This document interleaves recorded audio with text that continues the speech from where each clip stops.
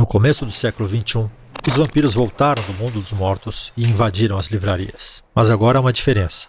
Eles não vêm apenas da Transilvânia, também vêm de Osasco. Começar pela definição da coisa. O que é literatura vampiresca? A literatura vampiresca, né, tá aí dentro do gênero de terror. É uma literatura que aborda esse monstro, né, que é sedento por sangue, e que começou assim, como um monstro, né?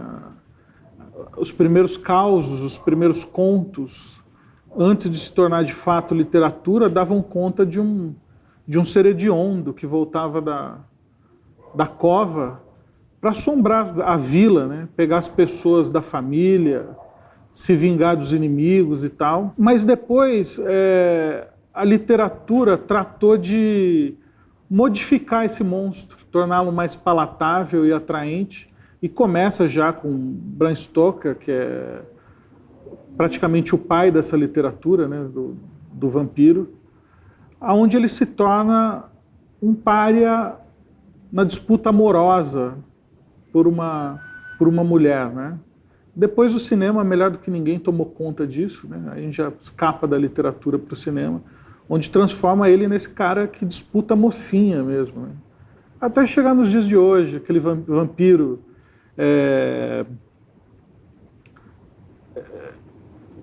pode-se chamá-lo até de pós-feminista, né? Aquele vampiro sensível, que não sabe muito o seu lugar, né? Frágil.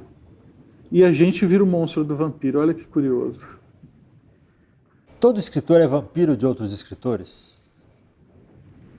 Boa pergunta. E acho que a resposta mais honesta é sim. Eu acho que todo escritor é vampiro de outros escritores. Nesse gênero do terror, muito Stephen King eu li, então tem muito traço daquele jeito até épico dele contar as histórias, né? Sempre as histórias dele tem alguém que vai mudar o mundo, né? Então esse traço curioso e que me fascina, eu coloquei na minha narrativa. E depois Victor Hugo, pelo jeito de... a velocidade de contar a história, essa coisa de ter sempre...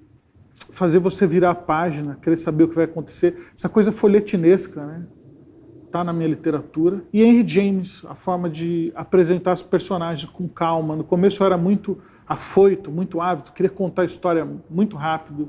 E esses mestres me emprestaram um pouco, ou eu roubei como um vampiro, do seu talento. Qual que é a origem da literatura vampiresca? Bem, a origem vai na origem do mito, né? Começa com aquela coisa de caos, de contar, e acredito eu que o primeiro romance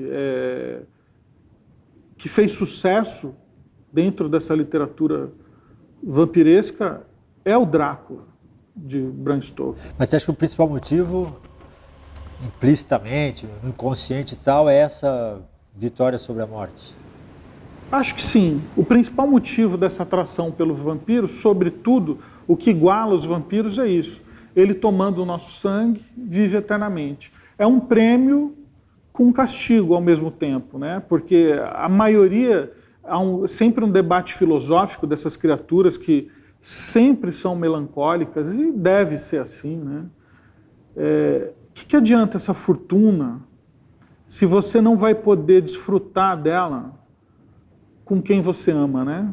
As pessoas que você ama, de verdade, tem sempre esse questionamento. Não vou manchá-las com a minha desgraça, não vou torná-las vampiros, mas elas vão envelhecer e perecer, né? Estão niveladas com todos os humanos. E o amor, não à toa os vampiros foram se tornando na literatura, e depois muito forte por conta do cinema, essas criaturas que também são sedutoras, né? Tem um poder muito forte na literatura de vampiros dessa sedução. Por que o vampiro está sempre ligado a sexo? Eu nunca estudei isso, mas mas sempre li muita coisa a respeito, né, para poder escrever de vampiro. Eu acho que havia também uma metáfora, uma brincadeira de que o abraço do vampiro, a mordida no pescoço, arrancar o sangue do outro, né, é carnal, né? É um defloramento, em geral, é o vampiro homem no começo, atrás das moças. Então ele tem essa conotação erótica, né? É uma coisa, porque o terror é algo que desperta em muitos, né? Pela adrenalina ou por outros caminhos, outras substâncias que borbulham dentro da gente, né? Abrem, vamos dizer assim, os chakras do sexo e do amor e da atração. Então, os leitores, leitoras, são muito atraídos por essas criaturas, que é alguém que quer te possuir e você não vai conseguir resistir, exceto que tenha muita fé. E tem hora que a fé falha, né? No Brasil, o que são os precursores da literatura vampiresca? A literatura vampiresca, por estar dentro do gênero de terror, né, sempre foi muito segregada a fanzines e depois com a internet aos blogs, né, porque as editoras não apostavam nesse gênero do terror, qualquer monstro que fosse, não só os vampiros, porque acreditavam que o público leitor não queria literatura nacional de terror. Que eu me lembre aqui, tem o livro Os Noturnos, da Flávia Muniz, que é um dos primeiros a fazer sucesso assim, entre os leitores. Eu não sei de que ano quando foi publicado, mas é um dos primeiros livros a chegar assim, e mostrar, olha, tem leitor para essa literatura aqui no Brasil. O que a literatura vampiresca brasileira tem de diferente? Olha, eu não sei se eu sou um dos caras que começou com isso, acho que sim. Mas eu trouxe os vampiros para o Brasil, né? Eles são encontrados numa caravela, né? São vampiros portugueses e estão andando aí por São Paulo, Rio Grande do Sul, aqui em Osasco passam muito, que é a minha terra, eu sempre coloco alguma coisinha de Osasco nos meus livros. Isso é outra coisa importada do Stephen King, né? Que sempre põe alguma coisa do Maine. E eu acho que ela vai estar se formando ainda, a literatura de vampiros no Brasil, né? A gente tem essa mania, cacuete, por ter contato só com a literatura estrangeira e o audiovisual, o cinema principalmente, que trazia aqueles filmes de terror da década de 70 e 80, tudo muito americanizado, né? Não é à toa. Então, os autores iniciantes se sentem desconfortáveis em colocar essa tinta brasileira no texto. Eu gostei muito. Que recursos que você usa? O que você coloca de brasileiro no texto? É o jeito de falar, os lugares, os cenários onde as coisas acontecem. Coisinhas bobas, como um personagem está usando um boné da 51, Pirassununga, num encontro. Em outro livro, quando os motoqueiros estão cruzando as fortalezas e vai anoitecer da série O Vampiro Rei, eles ficam presos na estrada porque os vampiros derrubaram uma ponte, eles não vão conseguir chegar lá do outro lado. E eles se escondem num rancho da pamonha. Que coisa mais brasileira aqui. Qualquer brasileiro sabe o que é um rancho da pamonha, pelo menos aqui, né, na região sudeste. Sabe o que é o rancho da pamonha. E os leitores adoram. Pô, eles se esconderam no rancho da pamonha. Isso é muito Brasil. Né? Você acha que teve uma humanização dos vampiros? Uma coxinização dos vampiros? Total. Total, teve. A saga Crepúsculo é emblemática nisso, né? Tipo, li artigos até de que ela dizia que tinha nojo de sangue, a autora, tal. Então foi história de fadinha, não de vampiro, caramba. Mas eu não sou contra a essa subversão, a modificar, sabe? O mito não é de pedra e nem tem que ser. É papel do autor realmente mudar, mas cochinização acontece. Ouço muita gente dizer que o mundo está muito mais careta agora do que 30 anos atrás, sabe? Muito mais policiado. Eu não tenho muita preocupação com isso, né? Até mesmo porque as minhas criações, eu nem busco tanta ousadia e transgressão, não é parte do meu repertório. Mas eu também não busco suavizar as minhas criaturas. Não é? Eu busco uma história sempre. E a história vai ter o que ela precisa. Se ela precisar de um personagem bárbaro, terá, enfim. A onda de vampiros pode passar? Pode ser substituído por outra figura, por zumbi, coisa assim? Pode ser uma moda passageira? Pode, claro. Tem ciclos, né? Até posso dizer que a onda do vampiro passou já, né? Porque logo depois de Crepúsculo deu uma esfriada, acho que o pessoal fica enjoado, quer saber mais de vampiro que brilha não. Aí veio a onda dos zumbis, né? Agora nem sei em que onda estamos aí na literatura, acho que é a fantasia, né?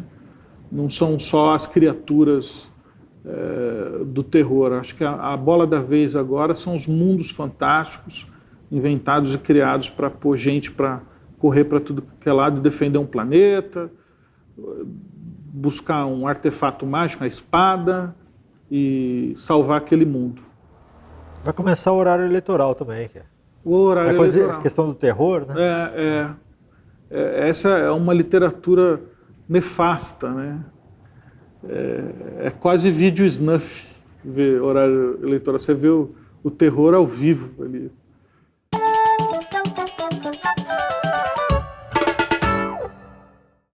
Bram Stoker nasceu em 1847 na Irlanda. Na infância, teve uma saúde frágil. Assim, passou boa parte do tempo ouvindo histórias de sua mãe e lendo livros de terror. Ele tinha 50 anos quando publicou a obra que incluiria seu nome na literatura mundial, Drácula. Stoker morreu em 1912, mas seu personagem não. Ele se levantou dos mortos 10 anos depois, quando foi levado às telas pelo filme Nosferatu, que se tornou um grande clássico. E se levantaria muitas vezes mais. O personagem Conde Drácula é, segundo o Guinness Book, o monstro fictício com maior número de aparições na mídia. Stoker escreveu várias outras obras, contos, livros de terror e histórias para crianças. Mas Drácula fez tanto sucesso que sugou a vida de todos eles.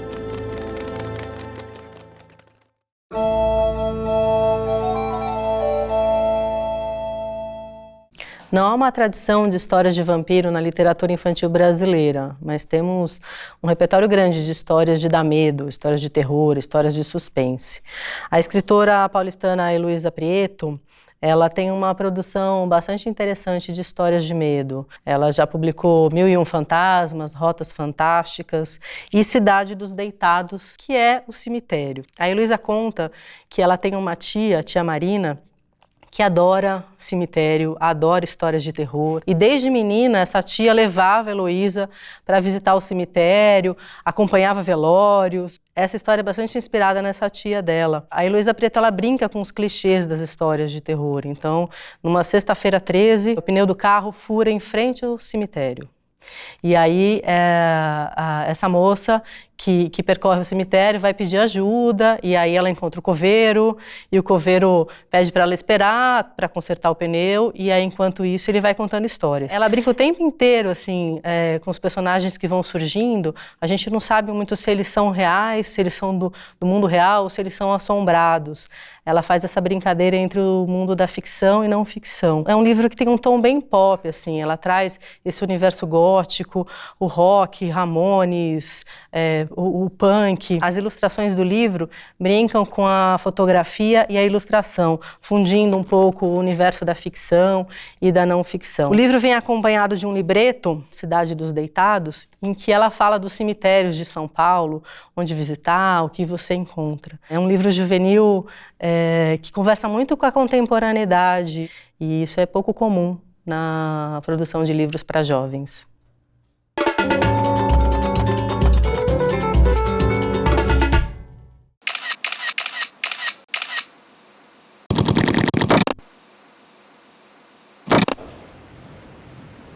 trabalho aqui no meu escritório, diretamente de Osasco.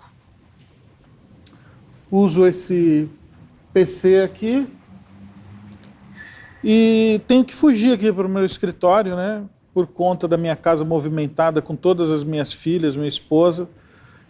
Para ficar um pouco em paz, corro para cá para produzir e escrever. Eu costumo chegar de manhã aqui no escritório, entre 9 e 10 horas.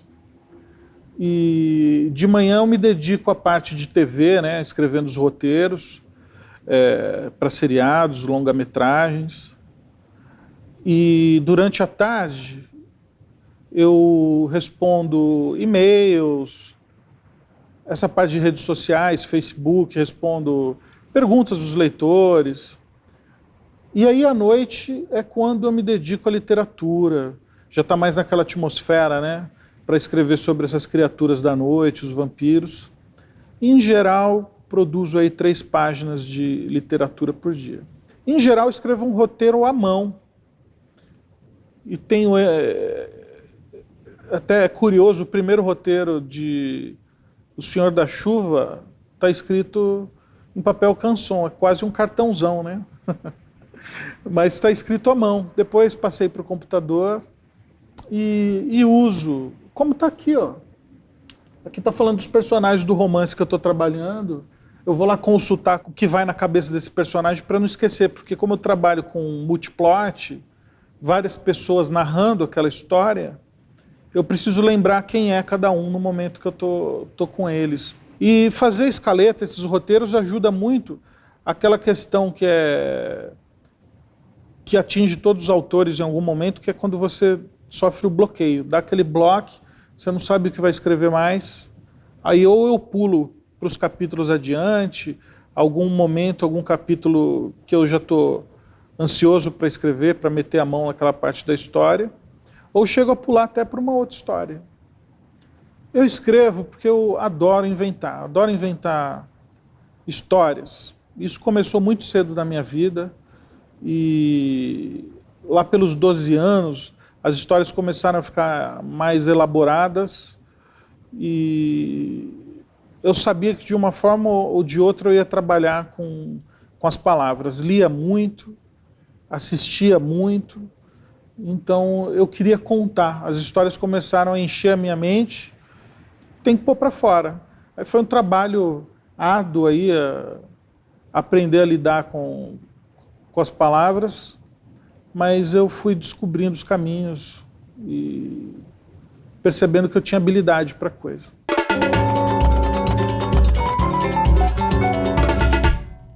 Oi gente, eu sou a Vebs Valadares do canal Vebs Valadares e digo pra vocês, pra que ter um vampiro se você pode ter vários? Essa é a proposta do livro O Vampiro Antes de Drácula, organizado, traduzido e anotado pela Marta Argel e Humberto Moura Neto. Eles juntaram aqui os contos mais expressivos sobre vampiros que foram escritos antes do Drácula do Bram Stoker. A primeira parte do livro é mais acadêmica e traça um panorama da história do vampiro desde as lendas da Europa Oriental até a origem do vampiro literário. Mas não se preocupe, você que não lia os textos para a faculdade, porque essa parte é muito gostosa de ler. É como se fossem seus amigos te contando curiosidades, mas claro, tudo com muita pesquisa.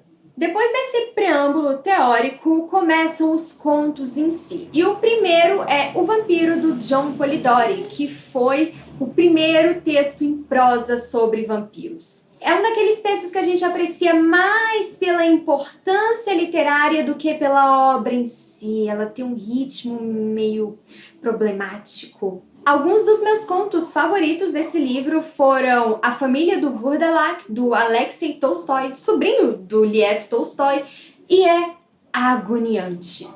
Pensa, você está de férias em um país estrangeiro, que você não fala a língua daquele país e você se hospeda em uma casa e que o patriarca da família pode ou não ter se tornado um vampiro.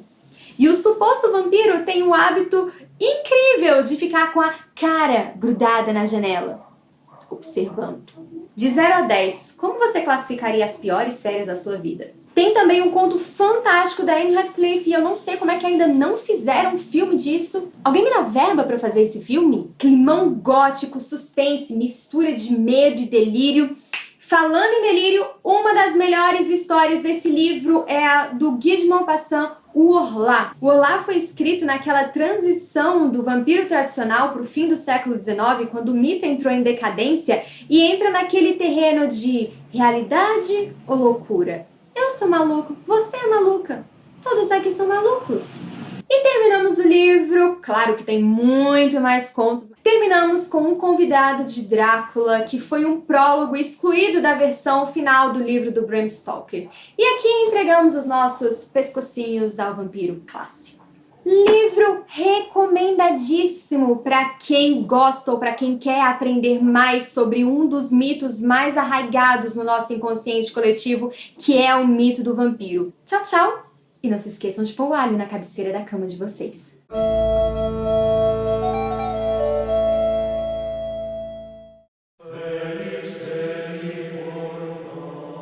Eu fiquei impressionado a primeira vez que vi. Eu lembrei do filme do Umberto Eco, né, O Nome da Rosa. É a biblioteca mais antiga de São Paulo. Que até hoje tem esse encanto com as pessoas. As pessoas, na verdade, mandam e-mail querendo acessar aqui, mas não podem, porque ele está, na verdade, dentro da clausura. É necessário que no mosteiro tenha uma biblioteca para os monges. É por conta do capítulo 48 da regra de São Bento, que pede que os monges devem ler. Ou eles normalmente retiram o livro e levam para as celas e leem lá e deixam lá o tempo que eles acharem necessário. Essa biblioteca ela é de 1598. Então, quando funda o mosteiro, funda também uma biblioteca. Esse acervo ele é rico justamente por causa disso, porque ele foi montado, se você for pensar, há 400 anos ele vai sendo montado. Temos, de século XV para cá, todos os séculos estão representados. Nós temos mais de 100 mil volumes. Então, o nosso forte aqui é a teologia e filosofia, mas temos outras áreas do conhecimento também. As obras raras que tem aqui são as obras raras originais desses séculos que o mosteiro está aqui, que os monges trouxeram. Muitos iam à Europa e traziam esse material. Este é o mais antigo, esse é quando o Brasil foi descoberto. Esse é um incunábulo de 1500, né? É um comentário bíblico, mas o que é bastante interessante é que os livros nessa época, o papel, eles são os antigos pergaminhos. E temos aqui são as obras completas de Aristóteles. Aqui é bilíngue, grego e latim. É a Bíblia de Lutero. Ela é de 1656. Essa tradução gerou um escândalo, né? A própria Reforma Protestante. Ele queria traduzir para as pessoas lerem, as pessoas entenderem a própria palavra de Deus. Essa biblioteca, desde aquela época, ela é mantida da mesma forma, com a mesma organização. E naquela época tinha, né, os livros proibidos, de controle do que saía, de anotação, de que só uma pessoa fazia essa ponte entre o acervo e a comunidade, para que mantenha o acervo ainda mais cuidado, com menos acesso e com menos sumiço de obras, assim, vamos dizer.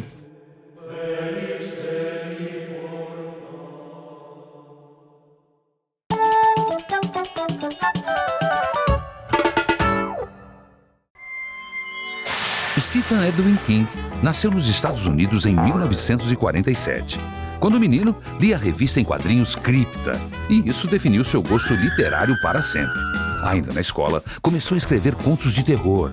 Ele os imprimia em mimeógrafo e vendia por 30 centavos.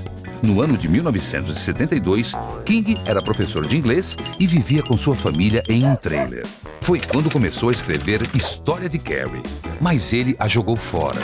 Sua esposa apanhou os papéis da lixeira e pediu que ele continuasse a escrevê-la. Esse seu primeiro livro teve êxito mundial. Logo depois veio O Iluminado, outro sucesso. King publicou mais de 40 livros que venderam mais de 350 milhões de cópias.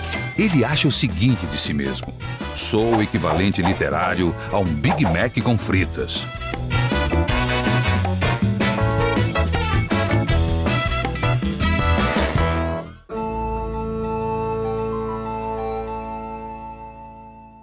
O livro que eu vou indicar para vocês é esse aqui, Drácula, do meu colega Bram Stoker. Primeiro porque é um clássico, acho um livro importante para quem gosta, para quem quer conhecer mais sobre essa literatura de vampiros. É um dos primeiros grandes livros de terror, né? E tem uma história aqui fabulosa, né? Contando essa saga, né? do Drácula, que diz que é baseado em Vlad Tepes. Mostra como esse vampiro é do mal, né?